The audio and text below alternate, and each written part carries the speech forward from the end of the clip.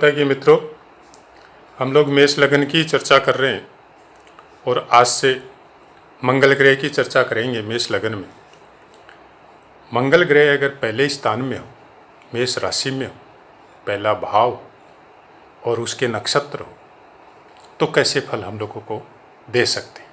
तो सबसे पहले तो जो मैं बोलता हूँ कि कोई भी ग्रह हो, भाव हो, राशि हो या नक्षत्र हो, उन सब के कारकत्वों की जानकारी आपको होनी बहुत ज़रूरी है, तभी आप कुछ फलादेश के नज़दीक पहुँचेंगे। तो कारकत्वों की जानकारी के लिए आपको डिटेल में मेरे सब पार्ट दिए हुए हैं, उनका जाके अध्ययन करना पड़ेगा। एक वीडियो में सब चीज़ों को एक साथ बताना संभव भी नहीं है, और वो उस वीडियो को भी घंटा 2 घंटा का अगर बन गया तो वो सुनना भी संभव नहीं है। आशा है इस बात को आप लोग समझेंगे। जैसे मैंने जब ये पाठ चालू किए थे तभी मैंने शुरू में बताया था कि जब तक सब ग्रहों के सब लग्नानुसार पाठों को हम लोग अध्ययन कर लेंगे तब तक 2 बातें आपको कन्फर्म याद हो जाएगी। एक तो अंशों के हिसाब से बल कैसे होता है सम और विषम राशि में, एक राशि के हिसाब से नक्षत्र किस तरह से होते हैं, कितने चरण एक राशि में, कितने नक्षत्र आते हैं। तो बल विषम राशि में 6 अंश तक बाल्यावस्था में रहेंगे, 12 अंश तक कुमारावस्था में रहेंगे, 18 अंश तक युवावस्था में रहेंगे, 24 अंश तक वृद्धावस्था में रहेंगे और 30 अंश तक मृतावस्था में रहेंगे। तो बाल्य और मृतावस्था जो है वो आपको कम फलों को प्रदान करने वाला ग्रह रहेगा। कुमार और वृद्ध अवस्था है वो बाल्य और मृत अवस्था से जस्ट डबल फल करने वाला रहेगा। और युवा अवस्था जो 12 से लेकर 18 अंश जो होते हैं ग्रह के, वो चाहे सम राशि हो चाहे विषम राशि हो, सेम ही अवस्था रहेगी और उसी अनुसार आपको पूर्ण फल उस ग्रह के प्राप्त होंगे। तो इन अंशों के बारे में अगर आपको पढ़ना, आपने पढ़ा भी होगा, पुस्तकों में भी मिलेगा, चैनल में भी मिल जाएगा। किसी भी चैनल को अगर ज्योतिष का आप अध्ययन करते हैं तो वहाँ पे भी बताया जाता है। लेकिन इन फलों को कुंडली में लगाना कैसे, वो सब चीज़ों का पता आपको अभ्यास के द्वारा आएगा। क्या कोई ग्रह अगर 6 अंश का है तो वो एकदम कम फल देगा? हमारा ऐसा मानना नहीं है, और आप भी मानेंगे उस बात को जब आप कई कुंडलियों पे इस चीज़ का अभ्यास करेंगे। और हम लोग उन्हीं पाठों की चर्चा कर रहे हैं कि अभ्यास के द्वारा हम लोग कैसे फलों को प्राप्त कर सकते हैं। कुछ हेल्प मैं कर सकता हूँ, बाकी आपके अपने ज्ञान के ऊपर है, अपने अभ्यास के ऊपर निर्भर है कि वो फल कैसे मिलेंगे। जैसे मेष लगन, अब मेष राशि का अगर बात की जाए तो मेष राशि की सबसे बड़ी खास बात यह है कि ऐसे इंसान थकते नहीं हैं, मतलब ऊर्जा का भंडार होते हैं। ऐसे इंसानों को कोई भी काम करने के लिए लगा दो आप, जब तक इनका काम कंप्लीट नहीं होगा ये रेस्ट नहीं करते। अब मंगल ग्रह की बात करते हैं, ऊर्जा का अथाह भंडार मंगल ग्रह, जिसकी असीमित ऊर्जा जब मेष राशि के साथ मिक्सअप होती है तो आप ये समझो कि मेष राशि के प्रभाव को जरूरत से ज़्यादा बढ़ा देती है। पहला भाव, प्रथम भाव आप, हम लोग खुद स्वयं है, हम लोगों का अपना दिमाग है और दिमाग के द्वारा पूरी बॉडी संचालित होती है, क्योंकि कंट्रोल सिस्टम जब तक कोई भी अंग को एक्टिव नहीं करेगा तो वो नहीं होता है। तो वो सब बल जब मस्तिष्क में प्राप्त होता है, आपकी सोचने में, आपके दिमाग में वो सब उग्रता जब जाएगी, वो सब बल जब जाएगा तो आपका मस्तिष्क एनी टाइम एक्टिव रहेगा। मतलब दिन हो रात हो, किसी भी काम में अगर आप लग गए तो आप वो नहीं सोचेंगे कितना समय हो गया, आप अनवरत उसमें लगे रहेंगे और उसको कंप्लीट करने के बाद में हो सकता है थोड़ा आपको शांति मिले। अदरवाइज अगर बीच में वो डिस्टर्ब हो गया, नहीं हुआ, तो एक अलग सा गुस्सा, अलग सी तरंग आपके दिमाग में आएंगी, फिर वापस उस काम में लग जाएंगे। तो ऐसा कुछ स्वभाव मंगल ग्रह का मेष राशि में प्रथम भाव बैठने से होता है। यहाँ से वो पूर्ण दृष्टि से सप्तम स्थान को देखेगा तो कुछ न कुछ वहाँ के फलों की कमी कर देगा। कारण सप्तम स्थान आपके पार्टनरशिप से संबंधित है, सप्तम स्थान आपके पत्नी से संबंधित है, सप्तम स्थान कुछ न कुछ थोड़े बहुत इंटरनल फीलिंग और ज्ञान से संबंधित है, प्रेम भाव से संबंधित है। तो वहाँ पे शुभ ग्रह, सौम्य ग्रह बैठना बहुत जरूरी होता है, या उसकी दृष्टि होनी बहुत जरूरी होती है, क्योंकि इनके फलों को प्राप्त करने के लिए उग्रता नहीं चाहिए, इनके फलों को प्राप्त करने के लिए जल्दीबाजी नहीं चाहिए। और मंगल देव मेष राशि, ये उग्रता और जल्दीबाजी, मतलब किसी भी काम को जल्दी फिनिश करो और जब तक फिनिश नहीं हो लगे रहो, और अगर वो नहीं हुआ कोई कारणवश तो फिर गुस्सा। ऐसा कुछ स्वभाव मंगल देव का यहाँ पे होता है। अष्टम स्थान को देखेंगे तो अष्टम स्थान में भी कोई ना कोई प्रॉब्लम क्रिएट करेंगे, क्योंकि वही बल जब अष्टम स्थान में जाएगा, से आप गाड़ी चला रहे हैं, कोई फोन आ गया और आपका तरंग उठ गया, वहाँ पे कोई गुस्सा आ गया तो आप गाड़ी की स्पीड बढ़ा दिए तो वहाँ पे खतरा। तो अष्टम स्थान भी शांति प्रिय जगह है, वहाँ पे भी आपको शांति, वहाँ पे आपको सौम्य ग्रह की दृष्टि या किसी की भी दृष्टि न हो, वो ज़्यादा अच्छा होता है। तो मंगल की दृष्टि यहाँ पे होने की वजह से आपको बाकी ग्रहों को देखना बहुत ज़रूरी है, खासकर शनि और गुरु को। अगर वहाँ का उनका प्लेसमेंट अच्छा है तो वो इनकी उग्रता को, खासकर गुरु और शुक्र मंगल की उग्रता को थोड़ा कम करते हैं। तो वो सब चीज़ों का जब पूरी प्रिडिक्शन करनी हो तो सब ग्रहों के कारकत और वो सब का ज्ञान होना हम लोगों को बहुत ज़रूरी होता है। अब मेष राशि के अधीन 2 नक्षत्र और 1 नक्षत्र का 1 चरण, मतलब 9 चरण टोटल मेष राशि के अधीन आते हैं। एक चरण 3 डिग्री 20 मिनट का होता है, 3.20 डिग्री समझ लीजिए आप उसको, तो टोटल मिला के 30 डिग्री हो जाते हैं। अब अश्विनी नक्षत्र, अगर आपका मंगल 13.20 डिग्री पे प्लेस है, मंगल मेष राशि पे प्रथम भाव में, तो वो अश्विनी नक्षत्र के अधीन रहेगा। तो अश्विनी नक्षत्र का स्वामित्व केतु देव को प्राप्त है। तो आपको सबसे पहले ये देखना है कि केतु देव की पोजीशन आपकी कुंडली में क्या है, वो कहाँ पे विराजमान है। उसके फलों की प्राप्ति करने के लिए केतु का विशेष संबंध यहाँ पे मंगल के साथ जुड़ जाता है। दूसरी बात, अश्विनी नक्षत्र बहुत कुछ उन्हीं कारकों का अश्विनी नक्षत्र से संबंधित होता है कि जैसे सलाहकारी के कोई काम हो, शरीर की चिकित्सा के संबंध में कोई काम हो, या बड़ी बड़ी यात्राएं आयोजन करना, उससे संबंध में कोई काम हो, तो ये सब कामों का कारक अश्विनी नक्षत्र है। अब अश्विनी नक्षत्र में अगर मंगल देव विराजमान है और केतु का भी सपोर्ट मिलता है, तो ऐसा इंसान बहुत लंबी लंबी यात्राएं करता है, चाहे बिजनेस से संबंधित हो, चाहे पार्टनरशिप से संबंधित हो, चाहे सलाहकारी से संबंधित हो। आप बहुत अच्छे सलाहकार किसी भी फील्ड में हो सकते हैं। आप यहाँ पे केतु के नक्षत्र में बैठ के, अश्विनी नक्षत्र, अगर बाकी ग्रहों का भी योगदान हो तो बहुत अच्छा ज्योतिष, वास्तुकार, ये सब भी बन सकता है। तो इन सब बातों को भी दिमाग में सेट करके रखना पड़ेगा, नक्षत्रों के कारकों का भी, क्योंकि हो सकता है पूर्ण फल आपको उसका नहीं मिले। बाकी ग्रह 8 ग्रह और भी है, उनको भी देखना जरूरी है। एक दूसरे के फलों को काटते हैं दृष्टियों द्वारा और बढ़ाते हैं दृष्टियों द्वारा, तो वो सब चीज़ों को भी समझना जरूरी है। लेकिन कुछ न कुछ अंश उस नक्षत्र से संबंधित, उस ग्रह से संबंधित, उस भाव से संबंधित आपको आना ही आना है। इसको रोकना बहुत मुश्किल है। उस क्षेत्र में आप नहीं गए अलग बात है, लेकिन उस क्षेत्र की अपने अंदर एक अभिलाषा समझ लो, चाहे प्यास समझ लो, वो सब आपके अंदर रहेगी रहेगी। मंगल को यहाँ पे प्रथम भाव में कारक भी बोला जाता है। तो मंगल यहाँ पे रह के, प्रथम भाव में रह के आपकी ऊर्जा को तो बढ़ाता ही बढ़ाता है, साथ में कुछ न कुछ गुस्सा आपके दिमाग में भी वो प्रदान करता है।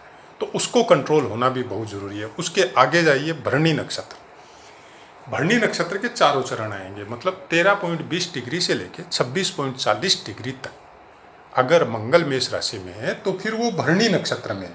तो भरणी नक्षत्र से संबंधित जब कोई काम करते हैं आप, तो जैसे टेस्टिंग लेबोरेटरी वगैरह, या फिर पुलिस या कस्टम आदि, या कुछ क्रूर टाइप की साधना या मंत्र साधना, या मतलब ये पोस्टमार्टम के जो काम होते हैं, जिनको डॉक्टर, हम लोग सीखते हैं डॉक्टर की लाइन में पोस्टमार्टम कैसे करना है, वो सब करना है, तो वो सब के स्पेशलिस्ट आप हो सकते हैं, लाइक सर्जन वगैरह। ये सब कारक भरणी नक्षत्र के अधीन आते हैं। यहाँ पे स्वामित्व शुक्रदेव को प्राप्त है। अब शुक्रदेव आपकी राशि में कहाँ प्लेस है? जनरली शुक्र जो है मंगल के आसपास या थोड़े एक से दूर हो सकते हैं, ज़्यादा दूर नहीं होते, और कई बार मंगल के साथ ही होते हैं। तो मंगल के साथ अगर शुक्रदेव है तो यहाँ पे कुछ तकलीफ भी आपको मिल सकती है। आपकी शारीरिक शक्ति कुछ अननेसेसरी भोगों में भी जा सकती है, उसमें आपको थोड़ा ध्यान रखना पड़ेगा। बाकी ग्रहों का अगर साथ है और अच्छी दृष्टि है गुरु या बुध की, तो फिर हो सकता है कुछ बचाव हो। लेकिन अलोन अगर शुक्र सेम भरणी नक्षत्र में ही आ जाए मंगल देव के साथ मेष राशि में, तो फिर वो आपको आपके कामों को कुछ भोग संसाधनों की तरफ भी आपको लेके जा सकते हैं, जिसमें धीरे धीरे जो ऊर्जा आपकी लगनी चाहिए थी आपकी प्रोग्रेस में, आपके खेल कूद में, आपके मार्शल आर्ट में, आपके डिफेंस लाइन में, वो ऊर्जा का व्यय फिर भोगों को प्राप्त करने में लग जाएगा, जिससे आने वाले समय में फिर वो मुश्किल प्रदान करेगा आपको। तो ये उसके आगे जब 26.40 डिग्री से लेके 30 डिग्री तक अगर मंगल मेष राशि में है तो वो कृत्तिका नक्षत्र के अधीन आएगा, और कृत्तिका नक्षत्र का स्वामित्व सूर्य देव को प्राप्त है। और कृत्तिका नक्षत्र से संबंधित अगर मंगल देव का स्वामित्व कृत्तिका नक्षत्र के अंतर्गत आ जाता है, मंगल देव कृत्तिका नक्षत्र में बैठ जाते हैं मेष राशि में, तो सूर्य की पोजीशन तो एक तो आपको देखनी ही देखनी। उसके अलावा यहाँ पे बैठा हुआ मंगल बहुत ज़बरदस्त योग कारक होता है, आपको एस्ट्रोलॉजी की लाइन में बाई फोर्स लेके जा सकता है, आपको भूगर्भ से संबंधित ज्ञान में बाई फोर्स लेके जा सकता है। मतलब आपकी इच्छा नहीं होते हुए भी आपको उस ज्ञान को कैच करने की क्षमता आपके अंदर, या आपको पुश कोई दूसरा कर रहा है और उस ज्ञान को आप प्राप्त कर सकते हैं। मतलब खजाने से संबंधित या भूगर्भ सुरंग वगैरह, ये सब का इंजीनियरिंग वगैरह, या कोई सोने चांदी के कोई काम है उससे संबंधित, ये सब कामों में आपको, लोहे से संबंधित काम, ये सब कामों में आपको इंटरेस्ट भी दे सकता है। और इन सब कामों में आपके दिमाग को इस तरह से एक्टिव कर सकता है कि एक बार दिमाग में आ गया, आपने आगे देखा न पीछे देखा न कुछ सोचा और उसी काम में लग गए कि नहीं मेरे को तो ये एजुकेशन लेनी है, और आप उसमें सफल होके भी आते हैं। तो यहाँ पे कृत्तिका नक्षत्र में अगर मंगल देव है तो जितनी ऊर्जा इनकी होती है मंगल और मेष राशि और प्रथम भाव की, उस ऊर्जा को कई गुना बढ़ाते हैं। अब जब हम लोग बल की बात करते हैं तो 24 डिग्री से लेकर 30 डिग्री तक मृत बताया गया है, बहुत कम फल मिलेगा मंगल देव का। लेकिन यहाँ पे अगर हम लोग अभ्यास में देखें, कृत्तिका नक्षत्र मतलब 26.40 से 30 डिग्री तक कृत्तिका नक्षत्र में अगर मंगल देव होते हैं तो मंगल देव के फलों को बहुत ज़बरदस्त तरीके से बढ़ाते हैं। अब इसको आप अभ्यास में किस तरह से लगाएंगे, किस तरह से देखेंगे, ये आपके ज्ञान के ऊपर निर्भर है। बाकी सब ग्रहों का योगदान रहता है, मैं ये नहीं कहता अकेला मंगल कुंडली में सब कुछ है, बाकी ग्रहों का अपना अपना योगदान है। और जन्म पत्री के विषय में हमेशा ध्यान रखिए, जो आपकी जन्म पत्री है, जिस समय आपका जन्म हुआ, जो ग्रह प्लेस हुए, वो फल उस समय उनका आपको मिल चुका है, मतलब बीजारोपण हो चुका है।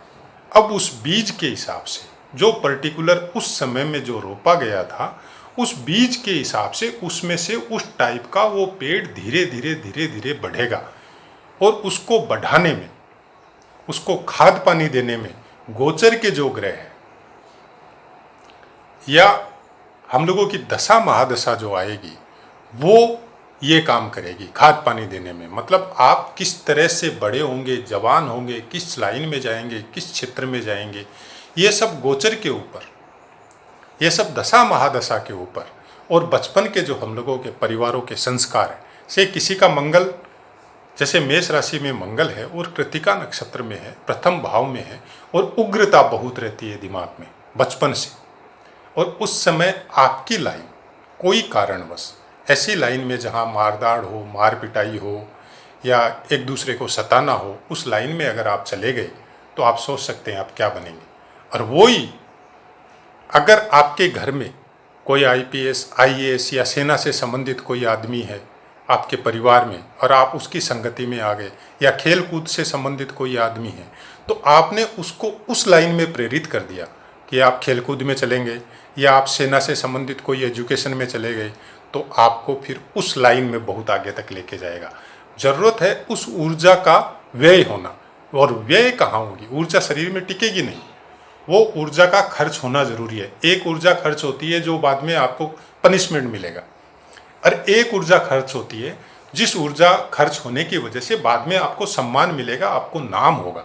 तो वो बचपन के संस्कार, वो परिवार के संस्कार, परिवार के ऊपर या परिवार के साथ आपकी कैसी कंटिन्यूटी है, परिवार आपको किस तरह से संभाल रहा है, ये उसके ऊपर बहुत कुछ डिपेंड करता है।